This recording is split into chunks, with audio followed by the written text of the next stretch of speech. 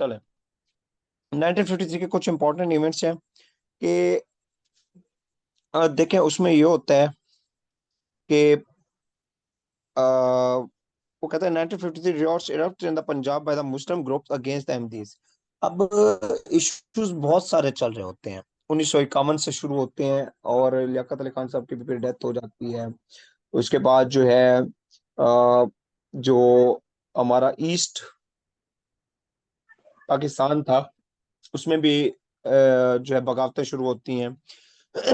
और ये जो सबसे मेन इशू होता है लाहौर के अंदर शुरू होता है, क्या होता है, अहमद खिलाफ, अहमदियों के खिलाफ, जो अहमदी हैं उनके खिलाफ एक जो है फिरके के खिलाफ एक शुरू होती है, बगावत शुरू होती है। बगावत से मुराद है कि इनके खिलाफ आवाज उठना, एहतजाज होना शुरू होते हैं और हक होता है इनके खिलाफ करना। तो कब ये अहमदियों के खिलाफ ये पूछा गया है क्वेश्चन, कि अहमदियों के खिलाफ जो एक वो एक एहतजाज शुरू हुआ था, बड़े जुलूस निकले थे, मजामत हुई थी, वो कब हुई थी 1953 के अंदर, कहाँ पे हुई थी, लाहौर में हुई थी, कि उनको नॉन मुस्लिम डिक्लेयर किया जाए। मुस्लिम नहीं है, they are just covering their face with the name of the prophet peace be upon him, कि ये इन लोगों ने एक लिबादा ओढ़ा हुआ है आप वसल्लम के नाम का और उसके ऊपर जो है ना ये अपने काम कर रहे हैं। तो इस वजह से जो है ना ये किया गया कि इनको जो है ना नॉन मुस्लिम डिक्लेयर किया जाए, एज एट अहमदीज मिर्जाई ये जितने भी हो गए उनके लिए। और ये सिर्फ फिर भुट्टो साहब को जाता है कि उन्होंने आइन के अंदर 1973 का जो कॉन्स्टिट्यूशन था उसके अंदर इनको नॉन मुस्लिम डिक्लेयर किया था। उसके बाद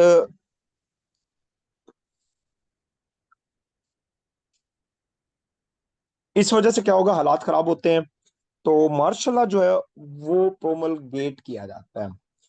इसका मतलब क्या है कि जी नाफिज किया जाता है, इम्पोज किया जाता है लाहौर के अंदर, बेसिकली इनको कंट्रोल करने के लिए, इन एमडीज इश्यूज को जो है ना वो क्या करने के लिए किया जाता है, कंट्रोल करने के लिए जो है ये अ,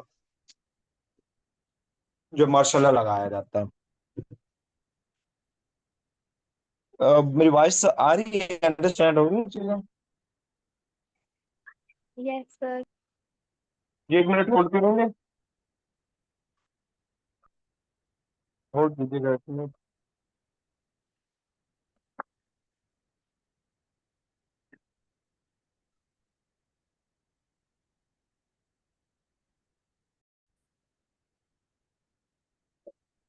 अच्छा, तो क्या होता है, मार्शल लॉ लगता है इसके ऊपर, 6 मार्च को लगाया जाता है एमजो के खिलाफ। ये पूछा गया क्वेश्चन के लाहौर में जो एमजो के खिलाफ मार्शल लॉ लगाया था, इनके हालात खराब हुए थे, उस टाइम जो मार्शल लॉ लगाया गया था वो 6 मार्च को लगाया गया था, लाहौर में लगाया गया था। अच्छा, गुलाम मोहम्मद साहब क्या होते हैं? गुलाम मोहम्मद साहब जी गवर्नर जनरल होते हैं उस टाइम। प्राइम मिनिस्टर कौन होते हैं? जी ख्वाजा नाजिमुद्दीन साहब होते हैं। वो ख्वाजा नाजिमुद्दीन साहब संभाल नहीं पा रहे होते, तो प्राइम जो गवर्नर जनरल होता है उस टाइम उसके पास इख्तियारात थे कि जब चाहता हुकूमतें खत्म कर देता, जब चाहता वजीर आजम को घर भेज देता। ये तारीख के अंदर इतने वजीर आजम बदले गए हैं पाकिस्तान की तारीख में, आपकी सोच है। तो 10 साल के अंदर तकरीबन 9 प्राइम मिनिस्टर बदले गए थे, 10 साल में, 8 से 9। तो गुलाम मोहम्मद साहब डिसमिस कर देते हैं नाजिमुद्दीन साहब को उनकी पोस्ट से, क्योंकि जी वो हालात को कंट्रोल नहीं कर सके। कब किया गया था इनको डिसमिस? 17 अप्रैल 1953 को। उसके बाद कौन बनेगा? अब तरतीब से आएंगे, हम रिपीट भी करेंगे। सबसे पहले prime minister, who was the first prime minister, पूछा जाता है, Liaquat Ali Khan. Who was the second prime minister? Khwaja Nazimuddin. Who was the third prime minister? Mohammad Ali Bogra. फिर मोहम्मद अली बोगरा साहब को बनाया जाता है। किसको बनाया जाता है? मोहम्मद अली बोगरा। ये पूछा जाता है who was the third prime minister of the Pakistan? Mohammad Ali Bogra. या मोहम्मद अली बोगरा कौन से नंबर के प्राइम मिनिस्टर थे? At the what number? Third number के थे। तो ये डिफरेंट तरीके से जो है ये एक ही क्वेश्चन पूछता है, 3 तरीकों से। इनका फुल नेम सैयद मोहम्मद अली चौधरी था, but commonly known as the Mohammad Ali Bogra. ठीक है।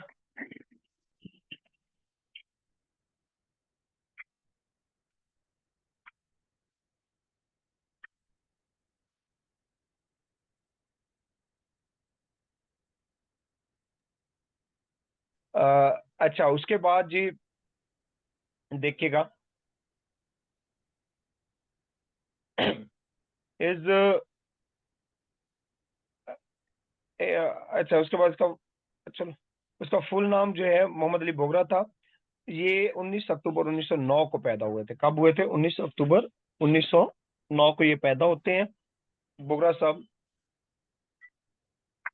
और 1963, जनवरी 1963 को इनकी डेथ होती है। इन्होंने थर्ड प्राइम मिनिस्टर के तौर पर काम किया। ये पूछे जाते टेन्यूर 1953 से लेकर 1955 तक।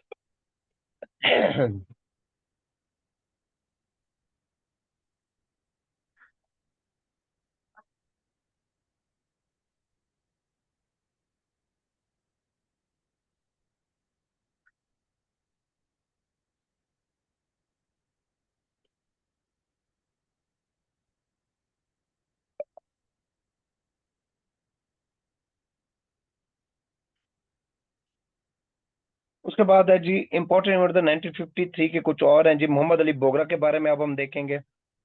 मोहम्मद अली बोगरा फार्मूला। अच्छा, मोहम्मद अली बोगरा फार्मूला ये कब प्रेजेंट किया गया था? 7 अक्टूबर 1953 को।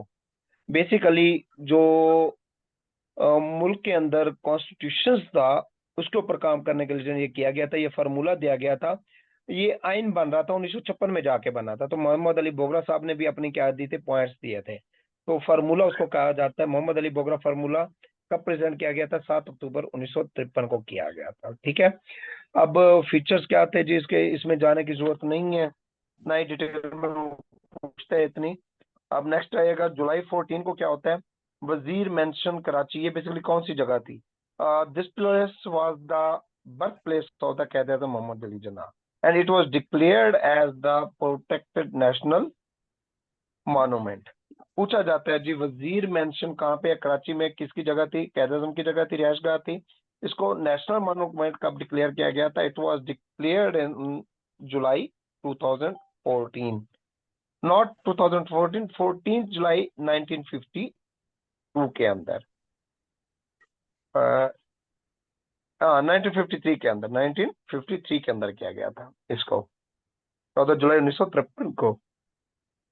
उसके बाद Kashmir martyrs day observed throughout the Pakistan. पहली बार, first time Kashmir martyr day कब ऑब्जर्व किया गया था थ्रू आउट पाकिस्तान?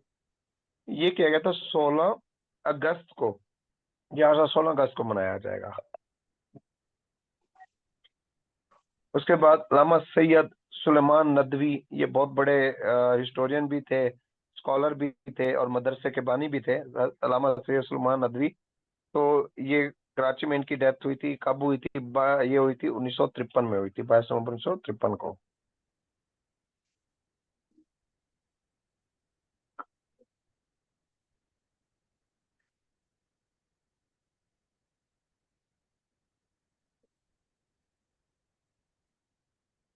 उसके बाद कुछ इंपॉर्टेंट इवेंट्स है 1954 के। ये देखिएगा, प्रोविंशियल असेंबली इलेक्शंस होते हैं 1954 में, 1954 में। कहाँ पे? ईस्ट बंगाल। अब बंगाल, ईस्ट बंगाल मीन के ईस्ट पाकिस्तान में। तो ईस्ट बंगाल, इट्स मीन के ईस्ट पाकिस्तान के अंदर प्रोविंशियल असेंबली इलेक्शन होंगे। तो वहां पे क्या होगा? किसके दरमियान कंटेस्टेंट होगा? ये मुस्लिम लीग होगी और उधर यूनाइटेड फ्रंट होगा। ठीक है, मुस्लिम लीग और यूनाइटेड फ्रंट। यूनाइटेड फ्रंट में कौन होंगे? यूनाइटेड फ्रंट में कृषक श्रमिक पार्टी, फजलुल हक की अवामी लीग होगी, शेख मुजीबुर रहमान की। और इसमें क्या हुआ कि जी मुस्लिम लीग ने इलेक्शंस के अंदर शिकस्त हासिल की।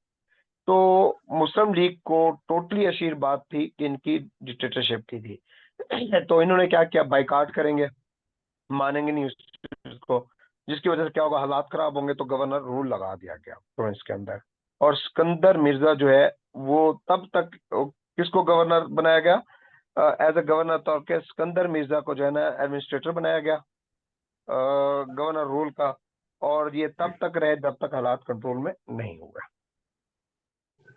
अब दिल करे आप गवर्नर राज लगा दे, जब आपका दिल करे मार्शल लगा दे,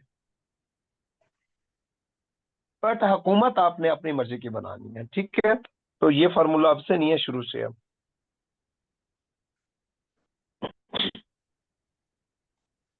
उसके बाद Malik Ghulam Ali dismiss the constituent assembly. अब गुलाम अली साहब ने क्या किया?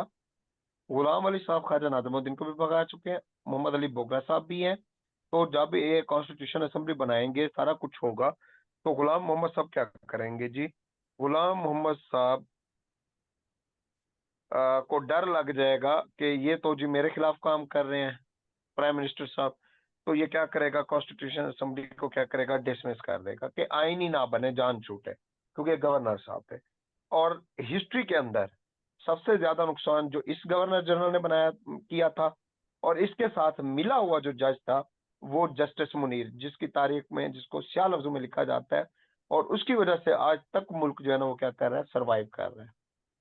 तो इन दो शख्स की वजह से, क्योंकि जो मेरे गुलाम मोहम्मद था इसने, और जस्टिस मुनीर जो था, अगर आप इसकी पढ़ें जुडिशियल एक्टिविटीज को आप स्टडी करें तो उसमें इनका केस जो लड़ा जाता है, जस्टिस मुनीर लड़ता है, मतलब कि जस्टिस मुनीर के पास केस आता है, तो वो डॉक्ट्राइन ऑफ नेसेसिटी की बेस के ऊपर क्या करता है, फैसला देता है कि जी जो मार्शल लॉ लगाया गया था, जो डिक्टेटरशिप आई थी, वो ठीक थी, वो वक्त की जरूरत थी, क्योंकि अवाम बाहर निकली नहीं, इसलिए ये क्या है, और तब से जो है ना इनको जवाज मिल गया था। अगर ये बंदा इसके खिलाफ शुरू में ही 1954 के अंदर ये कर लेता तो आज ये सूरत हाल कभी ना होती। तो 1954 के अंदर क्या हुआ जी, इसने कॉन्स्टिट्यूशन असेंबली को डिसमिस कर दिया। तो क्वेश्चन पूछा जाता है जी, जो पहली कॉन्स्टिट्यूशन असेंबली थी वो कितने साल रही, 1947 से लेकर 1954 तक, 7 साल रही, और ये 1954 में खत्म हो गई थी, कॉन्स्टिट्यूशन असेंबली डिसमिस हो गई थी, due to instability and hold all power in his hand. और क्या किया इसने, तमाम इख्तियारात अपने हाथ में रख लिए।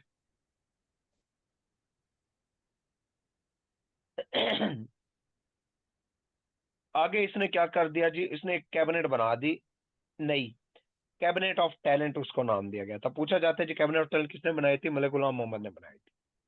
अब इसके जो मेंबर्स थे उसमें कैबिनेट ऑफ टैलेंट में सारे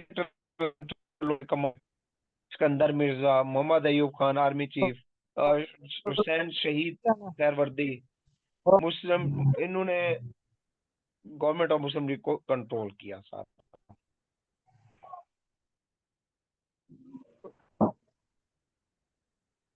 उसके बाद केटू जो दुनिया की दूसरी बड़ी चोटी पाकिस्तान के अंदर है, इटालियन एक्सपीडिशन था, उसने प्रोफेसर डेसियो, तो इसने पहली बार इसको फतह किया था 31 कौन सा जुलाई लेना क्रेडिट? 1954 को।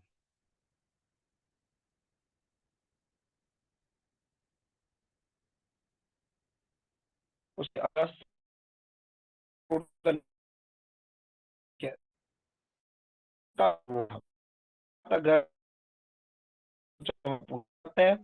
किसने लिखा था, नेशनल हफीज जलंधरी ने, पोस्ट किसने किया था, जी चागला, अहमद गुलाम अली चागला, या अहमद गुलाम चागला। तो ये था जिन्होंने कंपोज और रिटर्न किया था। अच्छा, ये पूछा गया क्वेश्चन की कि जो कौमी तराना है वो हफीज जलंधरी की किस किताब से लिया गया, चिराग शहर से लिया गया, किससे, चिराग शहर से।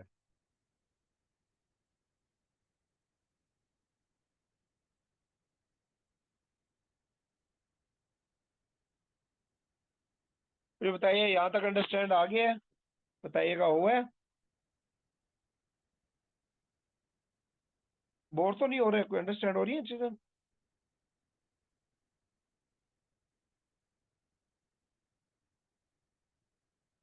मेरी वॉइस आ रही है?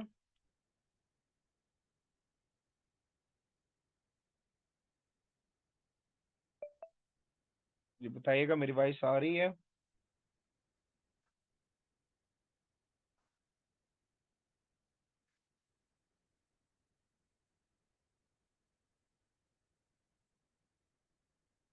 जी बताइएगा, मेरी वॉइस आ रही है? Okay okay okay. ओके हो गया, क्योंकि आप बोल नहीं रहे ना, तो इसलिए मैसेज मिल गया आपका। उसके बाद जी,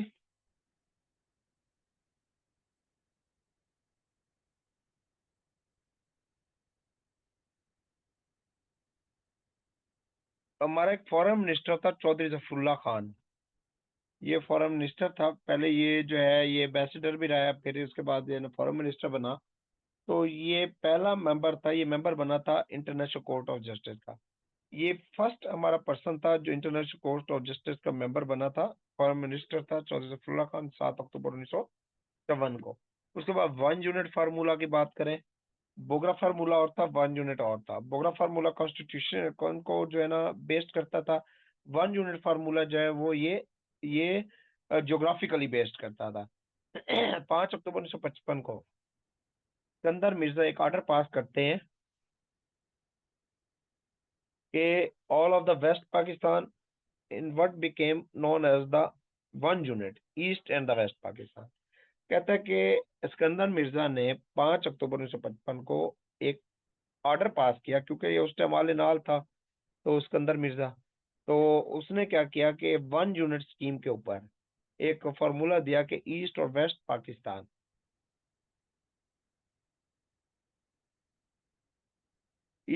पाकिस्तान क्या करेंगे, एक रहेंगे। बेसिकली ये जो है अनाउंस किया था मोहम्मद अली बोगरा ने। 1 unit formula basically Mohammad Ali Bogra का था। 1954 में इसने कहा था कि होना चाहिए, और इसको इम्प्लीमेंट किया था सिकंदर मिर्जा ने 1955 में। पर्पस क्या था कि जो हमारे जो 4 प्रोविंस हैं वेस्ट पाकिस्तान के, Balochistan, Sindh, NWFP, 9 KPK and the Punjab, ये 4 मिलकर एक सूबा होगा, और बंगाल मिलकर एक सूबा होगा। तो क्या बन गया, 1 यूनिट। दोनों एक ही, और तीन दोनों एक हो जाएंगे एज ए 1 यूनिट के तौर पर, ईस्ट और वेस्ट पाकिस्तान।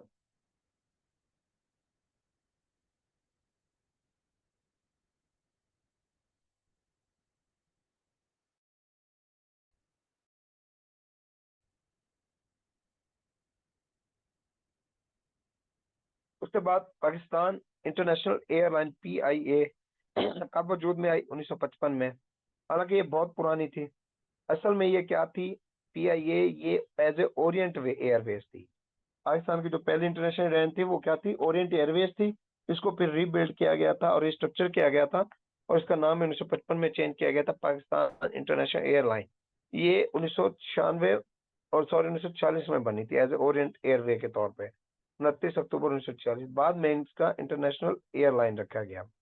उसके बाद सादत हसन मिंटू मिंटू मंटू के बारे में आप जानते हैं, ये उर्दू का बहुत बड़ा स्कॉलर है। तो इसकी डेथ कब हुई थी मंटू की, 17 जनवरी 1955 को।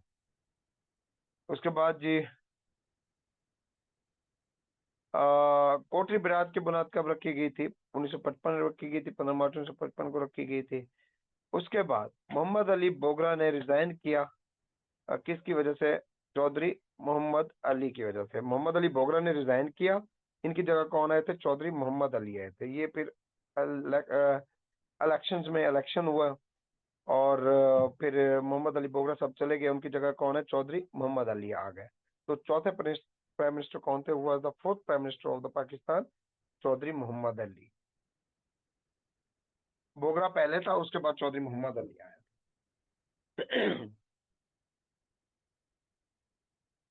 चौधरी मोहम्मद अली के बारे में देखें तो ये पैदा होते हैं 19 जुलाई 1905 को, डेथ होती है 82 को। इनको मोहम्मद अली के नाम के तौर पे भी जाना जाता है। 4th प्राइम मिनिस्टर रहे हैं 1955 से 1956 तक।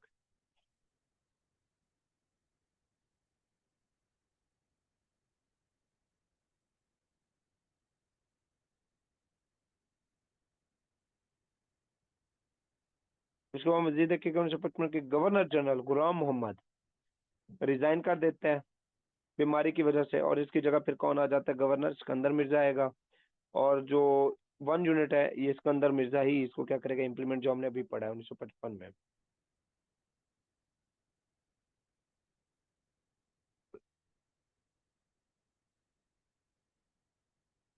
One of the most important slide, इसको फोकस कीजिएगा। इंपॉर्टेंट इवेंट है 1956 के, तो ये हमने देखना है। 21 February constitution assembly decided that के federal republic known as the Islamic republic of Pakistan, यानी कि पहले क्या था, फेडरल रिपब्लिक ऑफ पाकिस्तान था, उसके बाद इसको नाम दिया गया था, चेंज किया गया था इस्लामिक रिपब्लिक ऑफ पाकिस्तान। कब किया गया था? 21 फरवरी को किया गया था, 1956 को। और उसके बाद जी 23 मार्च को 1956 को पहला आइन दिया गया था पाकिस्तान डे के ऊपर। पहला आइन कब दिया गया था? 23 मार्च 1956 को। तो अब फर्स्ट कॉन्स्टिट्यूशन के बारे में देखते हैं 1956 के बारे में, कि पहला कॉन्स्टिट्यूशन है हमारा 1956। ये सबसे पहले के इम्पोस्ट कब हुआ? 23 मार्च 1956 को, after the 9 years of the effort from the day of the independence 1947 to onward 1956। तो 9 साल के ड्यूरेशन के बाद, मेहनत के बाद जो हमारा आइन बना, 9 साल बाद, इंडिया ने 2 साल बाद बना लिया था। उसके बाद 234 आर्टिकल है। इसके कितने आर्टिकल है पूछा जाता है? 1956 के आइन के 234 हैं। और स्कॉयल्स कितने हैं इसके? 6 स्कॉयल्स है, जिल्दें हैं। पाकिस्तान डिक्लेयर ऑफिशियल नेम इसमें डिक्लेयर किया था इस्लामिक रिपब्लिक ऑफ पाकिस्तान पहले आइन के मुताबिक। और एज इसके अंदर जो रखी गई थी प्रेसिडेंट की 40 ईयर थी।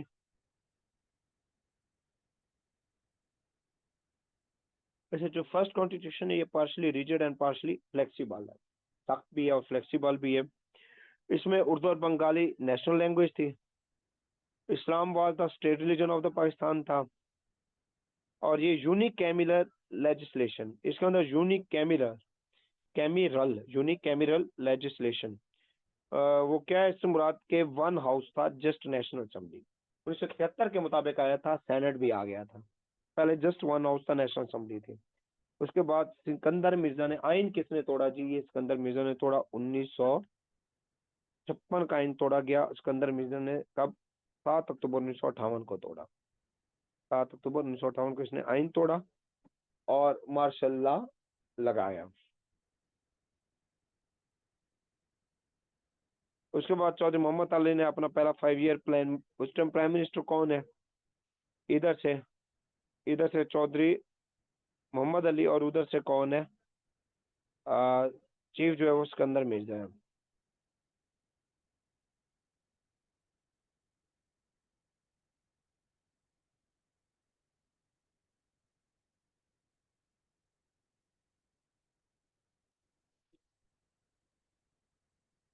हाँ जी। अब है जी सिकंदर मिर्जा साहब, 7 अक्टूबर को चेक करेंगे। सिकंदर मिर्जा साहब 7 अक्टूबर को 1956 के आइन को तोड़ डालेंगे, रौंद देंगे। 7 अक्टूबर कब? 1958 को। पूछा जाता है जी 1956 का आइन किसने तोड़ा? सिकंदर मिर्जा ने। कब तोड़ा? 7 अक्टूबर 1958 को तोड़ा, मार्शल लॉ लगा के। उसके बाद जो प्राइम मिनिस्टर थे चौधरी मोहम्मद अली, इसने अपना पहला 5 ईयर प्लान दिया था। और मेजर जॉन सिकंदर मिर्जा जो है first president of the Pakistan बने थे इस आइन के मुताबिक।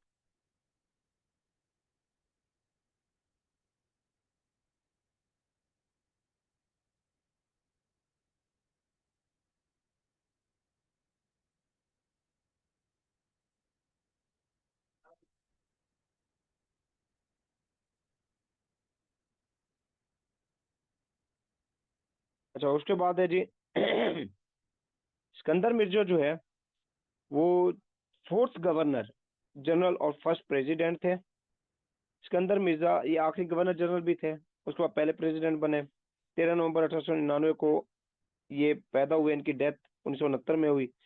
इन्होंने फोर्थ गवर्नर जनरल के तौर पे काम किया। और शॉर्टेस्ट टेन्योर था एज ए गवर्नर जनरल का, क्योंकि उसके बाद जो है ये क्या बन गए थे? प्रेसिडेंट बन गए थे।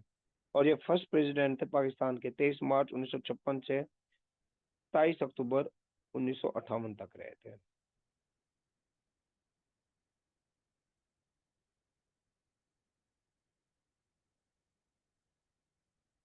उसके बाद जी कौन प्राइम मिनिस्टर बना? हुसैन शहीद सहरवर्दी, वो पांचवें प्राइम मिनिस्टर बना थे इनके बाद।